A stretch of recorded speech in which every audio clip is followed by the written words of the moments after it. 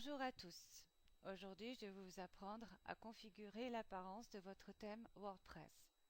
J'imagine que vous avez dû recevoir sur votre boîte le lien de la part de WordPress pour valider votre blog et que vous avez cliqué dessus. Maintenant, il faut vous rendre sur le tableau de bord de votre blog. C'est ce que nous allons faire ensemble. Il s'affiche comme ceci. Et pour gérer, donc nous aurons l'occasion par la suite de voir à quoi correspond toutes les données qui sont indiquées sur la gauche de WordPress, de l'interface de WordPress. Donc dans un premier temps, pour gérer l'apparence, nous allons cliquer sur Apparence et puis sur Thème. WordPress va alors nous présenter différents thèmes. Il faut savoir que certains templates de WordPress sont payants. Ils sont donc disponibles en ayant un compte premium. Lorsque ces derniers sont payants, vous verrez, vous pourrez apercevoir un petit carré où il sera indiqué premium à côté du template. Ensuite, je vous conseille d'utiliser un template qui se rapproche le plus possible de votre thème. Si celui-ci est dans l'esthétique, utilisez quelque chose d'assez glamour. Dans la mode, c'est la même chose. Alors ici, nous avons choisi académique, puisque notre cours relève de l'enseignement, mais nous aurions pu choisir autre chose, qui peut tout à fait correspondre à notre sujet, à savoir la formation de blog sur Internet. Alors comme vous pouvez le voir, WordPress vous propose plusieurs templates.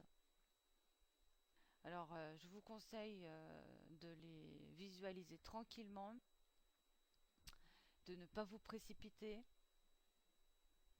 afin de choisir celui qui soit qui vous plaise le mieux et qui corresponde le plus à votre sujet, tout simplement. Alors,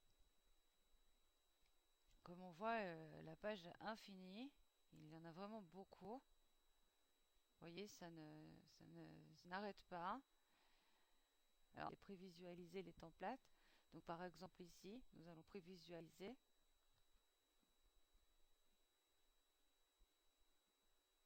Voilà, et là, nous voyons à quoi ressemble le blog. Donc, ici, les articles, les catégories. Donc, celui-là est assez simpliste, mais rien ne vous empêche ensuite d'ajouter des photos, de le configurer. Alors si vous le souhaitez, il faut simplement l'enregistrer et l'activer. Dans le cas contraire, on revient en arrière et on regarde d'autres templates, d'autres configurations.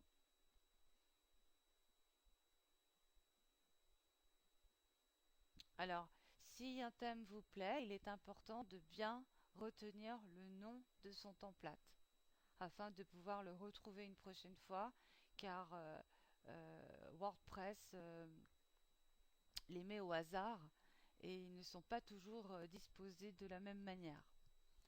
Donc c'est important de bien vous rappeler du nom de son template. Voilà, alors par exemple nous allons choisir ce template. Nous allons le prévisualiser d'abord.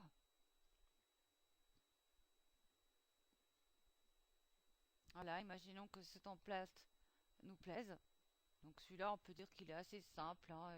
Il n'y a pas de menu à droite. Il y a juste un petit accueil en haut. Ça va pour un blog personnel. Dans ce cas, on enregistre et on active. Et on se rend compte que le template est bien activé. Voilà. Voilà notre nouveau template. Pour retourner, on clique. Ici, on peut aussi aller là, directement pour se rendre sur notre blog. Voilà, et j'espère que vous avez pu comprendre cette vidéo. Et en cas de question, n'hésitez pas à poster votre commentaire. Merci de votre attention. À bientôt. Au revoir.